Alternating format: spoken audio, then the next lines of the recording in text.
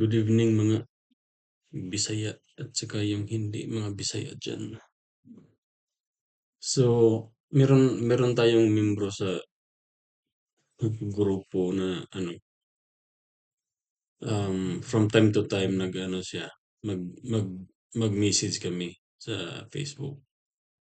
Tapos kahit ano lang yung mapag-usapan, pero na-surprise ako nung meron siyang message na nasabi niya na minsan daw yung architect at saka engineer nag hindi naman nag-aaway yung term niya, parang nag-uunahan kung or nag-ano kung sinong mauna sa design.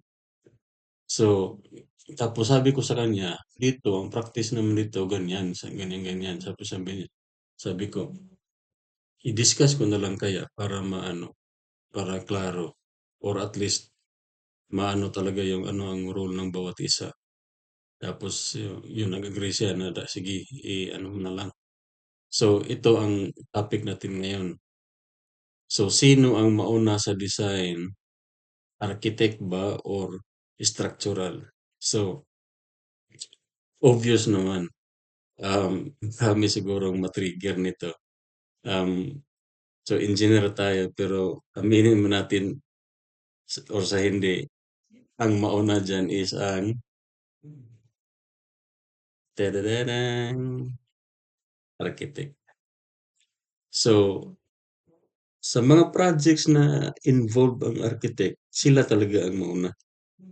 No? Kasi minsan kasi may mga project, halimbawa dito kami, may mga project kami na purely structural lang, parang ganyan. Pero pag project na multidiscipline na kasama lahat, archi, structural, MEP, engineers, pagkasama yan, ang mauna talaga dyan is ang architect. Now, bakit mauna ang architect? Sa building process, yung ano, sa mga permit application, meron yang, iwan ko lang kung, kasi like I said, na-mention ko naman to dati na wala akong local na project, so wala akong idea kung ano ang naging process sa atin. Pero, ang process dito, meron niyang tinatawag na ang pinakauna talaga is development plan or development permit. No? Development permit yung mauna. Ito ang number one. Now, ano ang nasa development permit? So, ang i-submit dyan is ang floor plan, no? Tapos elevations, at saka um, site plan, at saka lot grading plan.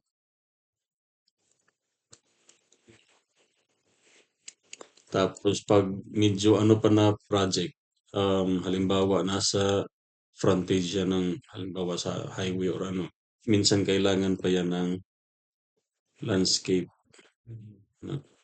Landscape plan. So yan yung kasama sa ano. Now, most of the time, ang involvement na engineer dito lang sa lot grading plan. Yan lang yung involvement ng engineer. At dito, kahit halimbawa sa office namin, civil engineer yung involved dito, hindi structural. Kasi separate kasi yung practice dito ng civil at saka structural. So pag sinabi dito na civil engineer ka, ang project mo is or ang scope mo is more on like halimbawa ganito, lot grading, site plan, mga municipal subdivisions, mga kalsada, ganun. Yun yung scope ng ano ng civil, parang mas broad yung ano niya, broad yung scope niya kumpara sa structural na structural lang, ganun. So, ito yung involved. So, sinong gumagawa diyan? Ito yung siyempre ang architect. Sila yung mauna niyan. Sila yung gumagawa diyan. Now, before i-submit yan for development permit, siyempre lahat ng floor plan aprobado yan ng ano kasi usually yan yung kliyente magbibigay yan ng requirements. Halimbawa, kung kung commercial space. So sasabihin niya, oh, ilang ilang retail unit ba or ilang ano bay ba yung kailangan. Tapos kailangan mo ba ng second floor or third floor or ano pang kailangan mo kung residential, kailangan mo ba ng anong tawag dito? Mga pool, indoor pool, mga ganyan, kahit anong requirements. So once ma-approve na yan ng client, kasama ng, ito, elevation at floor plan, tapos samahan pa ng site plan, yan yung i-submit for development permit. Now, once ma-approve na yan, no? Once ma-approve na yung development permit, doon na papasok ang para sa number 2 na ang building permit na. So preparation na for building permit set. So diyan na papasok lahat. So meron ng approved na floor plan, meron ng approved elevation, may site plan, lot grading, landscape. So doon na papasok, no? Yeah, dito wala pa yung mga detail. Parang conceptual lang yan na, oh, ito yung floor plan. Posible pa kahit dito, kahit na-approve na yan, posible may ano pa yan, may possibility pa yan na magbago pa yung layout. Pero hindi or pwede naman baguhin yung ano site plan or lot grading plan. Pero ano yan, malaking trabaho yan. Most of the time ang nababago lang yung mga layout at saka elevation. Ito yung pinaka-critical na sa development permit dito na yung site plan saka grading plan. Make sure na mag-tie up siya sa mga existing na ano dito. So after yung development permit ma-approve na, diyan na papasok yung ano lahat ng discipline. So papasok na kami structural, no? Tapos MEP, no? Pasok na 'yan. Now, ito na yung detailed engineering or design stage. Yan. So design stage na 'yan. So ang usually ginagawa namin is pag malaki, lalo na pag malaki ang project, weekly, meron kaming weekly meeting. No? May weekly meeting which is kasama na din ang contractor. Depende kung halimbawa, minsan kasi mga ano lang, yung pag-design build, kasama palagi yung contractor sa design stage. Pero for kanang bidding, para i-tender, walang input na contractor. Kami lang, mga mga consultants. Tapos, yan na. Mag-coordinate na, mechanical, electrical, lahat. I-coordinate na yan. No? Abutin ba ng ilang buwan yan na coordination pabalik-balik hanggang ma-finalize na yung ano. So, before ano, so yun, building permit. So, kumpleto na yan. Lahat na ng discipline. Tapos, submit. Once ma-approve na for building permit, papasok na yung ano, yung issued for tender. No? Issued for tender kung i-bid yan or kung design build direkta, issued for ano na, construction. So, dito na mag-ano, yun na yung lahat na talagang yung building permit kasi pwede pa yan hindi kumpleto yung information as long as yung main ano na um, yun bang more mga 90% siguro, no? Na kasi sa issue for construction ito na kasi yung talagang or hindi man naman pinaka-final kasi minsan din may mga revision din. Pero most of the time mga ang from building permit ano na yan mga 95% ganun siguro complete. Kasi minsan meron kaming mga detail na sasabihin lang namin mag-agree kami lahat na oh ito isubmit lang natin for permit application. Pero ang final coordination sa mga details i-adjust natin sa ano na sa IFC na. So yung tender issued for construction drawings. So yan yung ano. So again, klaro na talagang mauna kasi nga naman paano ka makagawa ng structural framing plan kung wala kang floor plan na basihan, di ba? Mauna talaga yung architect. Now when it comes to ano, kasi ito din yung na yung pinakauna talaga na medyo ano, nagkasalungat yung pananaw namin ng pagdating sa construction kasi ang pinakauna kong na-commit dun sa post nila Dilidos at saka ni Engineer Jaime dati. Kasi ang sinabi kasi dun na comment ni DILIDOS is wala daw ambag ang mga architect sa construction, which is mali, 'no? Sabi ko nga sa kanila na dito wala namang engineer sa site, 'di ba? Parang gano'n. Yung architect daw walang ambag sa site. Iwan ko lang, ang experience naman niya is nasa Dubai. So, ano yan, kumpleto yan ng discipline lahat from architect, civil, MEP. Ang di ko maintindihan, bakit pinipilit niya na sa site daw, engineer lang yung nandun. Posible ka hindi kayo mag-abot kasi iba naman yung scope. Siyempre, pag during construction, kung ang construction mo pa lang is nandun pa kayo sa footing, columns, slab, kailangan ba ng architect yan? Hindi, kasi papasok yung architect once makomplete na yung structural part ng building. Kasi ang sa kanila lang naman is yung siyempre pag-layout ng function ng building. Hindi naman yan importante during sa structural framing. Ang ano lang naman dun is, okay, kailangan nila ng slab dyan, kailangan ng column dyan, kailangan ng mga beam, ganun, para maging stable yung structure. Papasok sila pagkatapos na ng structural. Doon na yung ano, yung mga finishing, mga cladding, doon na yung scope. So, posible na hindi kayo mag-abot, pero hindi mo pwede na parang monopoly ng engineer yung sa site supervision. Hindi yan pwede. Kasi minsan may mga architect din na nag-supervise din ng project. Hindi naman yan monopoly ng engineer. So, mas maganda klaruhin natin yan na hindi pwede sabihin na walang ambag ang architect sa site. Meron yan. Hindi lang pareha yung scope niyo kaya minsan siguro hindi kayo mag-abot.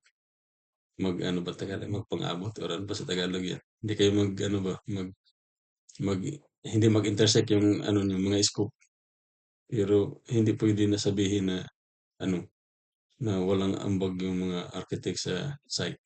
Now, dito, meron din kasi ako nabasa na ano, sino daw yung ano, ah, kumbaga ay parang continue yata yung sa misis din yung ano, yung sa PM na um, kung sino daw yung nag-handle ng project, parang kung sinong mauna, ano, kung sinong parang overall in charge ba.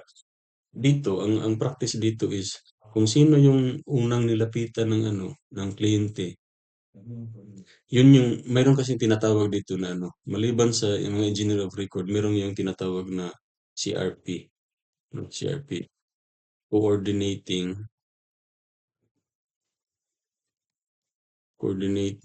registered professional.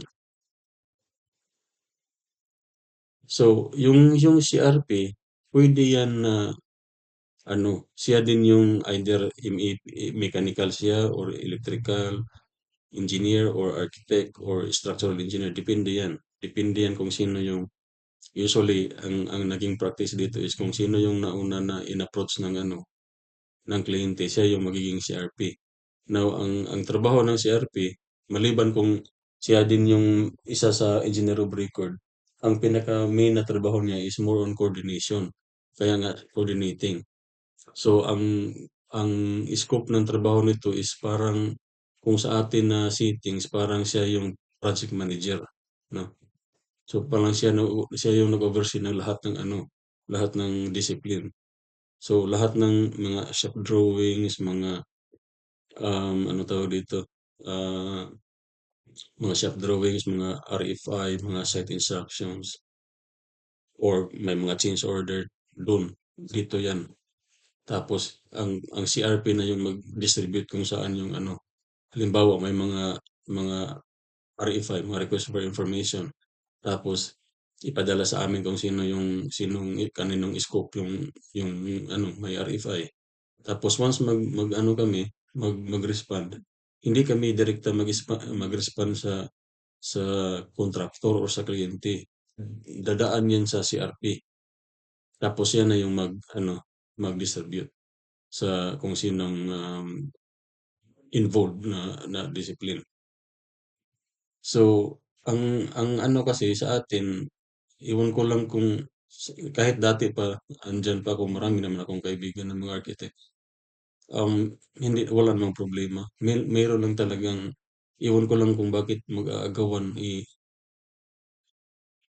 ano, parang klaro naman yung scope. Pag architectural plan, edi bigay mo sa architect. No? Ba't mag-aagawan pa? Kasi team yan lahat. Tayo mga construction worker, kasama yan sa team. So hindi maging complete or successful yung project kung mag-ano ka, kung walang ano, walang teamwork. So um siguro ewan ko lang baka may magalit na naman nito. Pero let's be honest na lang God. Um architect talaga yung mauna sa ano, mauna sa lahat ng project, or when I say lahat ng project, yung project na like multidiscipline ang involved. Pero kung ang project is halimbawa ano lang, meron lang renovation tapos may beam na i-replace, structural lang yan, di structural lang, wala nang ano. Or may kahit nga bridge, meron ding minsan 'pag malakihang bridge, yung mga ganda na mga flyover, may mga architect din yan. Pero kung yung normal lang na bridge, yung sa mga tulay lang na normal lang, wala, puro engineer yan at saka geotechnical. So, yun yung ano, yun yung, um, anong tawag dito, scope ng bawat isa, at saka klaruhin natin na ano, walang walang walang agawan or walang unahan.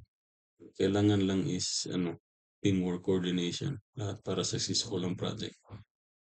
So, iwan ko lang, meron kasi ibang mga engineer na parang hindi din matanggap na ano, na parang nalalamangan ng architect or ano, tanggapin na lang natin kung anong role natin. Bawat isa naman iba-iba ang scope. So, kung ako ba, halimbawa may project tapos mauna ang architect, bahala ka. Eh, wala akong pake kung mauna ka o hindi. Walang problema yan sa akin. So, um, yun. Siguro, klaro na. At saka, I hope, wala nang bangayan ng mga architect or between architects and mga engineer na nag-agawan ng project na ano, teamwork naman yan. So anyway, sige, dito lang muna. Bye-bye.